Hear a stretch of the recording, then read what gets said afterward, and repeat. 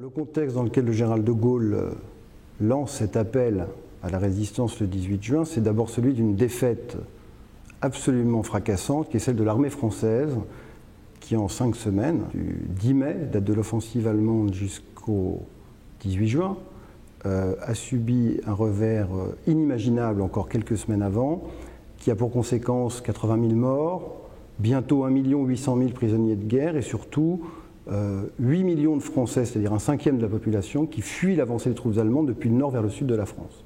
L'appel du 18 juin ne se comprendrait pas bien sans référence au discours radiodiffusé du maréchal Pétain le 17 juin, donc la veille, dans lequel le maréchal Pétain annonce aux Français qu'il va demander l'armistice.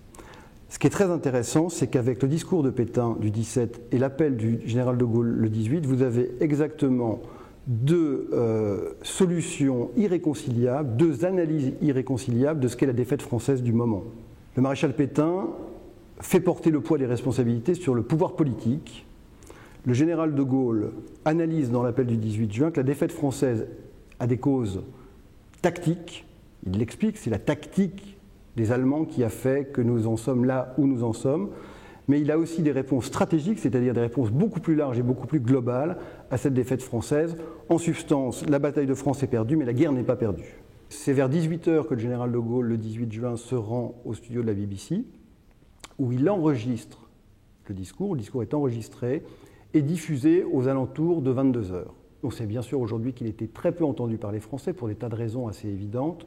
D'abord parce qu'il fallait penser à écouter la radio anglaise, ce qui n'était pas un réflexe naturel chez les Français.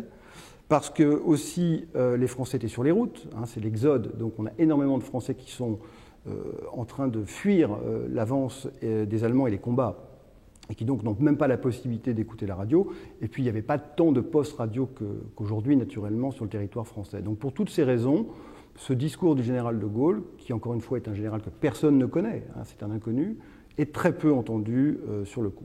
Alors les grands messages de l'appel, outre l'analyse de la défaite française, dont j'ai parlé tout à l'heure, c'est surtout le fait que cette guerre est une guerre mondiale, dans l'esprit du général de Gaulle, ce qui n'est pas une réalité, évidemment, à ce moment-là, puisqu'il n'y a que quelques belligérants, mais de Gaulle a parfaitement compris que cette guerre serait une guerre de civilisation et qu'elle opposerait forcément les régimes totalitaires fascistes et nazis à l'ensemble des démocraties à un moment ou à un autre. Donc la première des choses, c'est de dire cette guerre est une guerre mondiale, autrement dit, la France n'est pas seule, elle a des alliés, et c'est aussi de dire la France a un empire.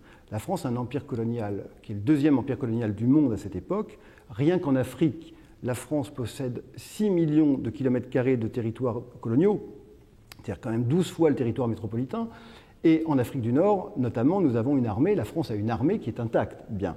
Donc le général de Gaulle considère que cette guerre est mondiale, que la France n'est pas seule, qu'elle a un empire sur lequel elle peut s'appuyer, et il prononce, ce qui est finalement le terme qui est resté à la postérité, le terme de résistance, pour la première fois, en terminant son discours par « Quoi qu'il arrive, la flamme de la résistance française ne doit pas s'éteindre et ne s'éteindra pas ».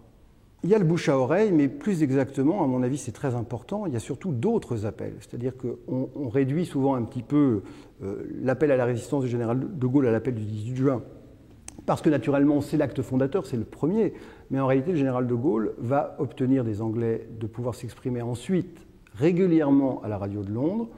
Il va recommencer à parler le 22 juin 40, où il va reprendre en substance les analyses qui sont celles de l'appel du 18 juin, mais il reparlera le 24, le 26, le 28 juin, le 3 juillet, etc. Donc, en réalité, il y a toute une série d'appels, et d'ailleurs, cette série d'appels, elle se clôt, d'une certaine façon, à la toute fin du mois de juillet 1940, par l'édition d'une affiche, qui est un texte que les Français connaissent extrêmement bien, qui est l'affiche à tous les Français, qui commence par « La France a perdu une bataille, mais la France n'a pas perdu la guerre ».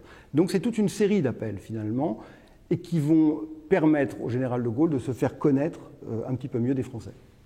Que nous dit quand même cette histoire de l'appel du 18 juin et de la résistance? C'est que c'est une histoire de valeur, que c'est une histoire de conscience. Autrement dit, le message probablement de la résistance et de l'appel du 18 juin, c'est un message citoyen qui peut trouver des débouchés aujourd'hui encore dans ce qu'il veut signifier de plus profond. Et ce n'est pas simplement l'exaltation d'une geste héroïque avec des combats magnifiques, certes, mais je crois que c'est pas... Si on se limitait à ça, on se tromperait beaucoup. Je crois qu'il y a dans le refus, dans ceux qui ont dit non, quelque chose d'extrêmement important comme gardien de la République et de la démocratie.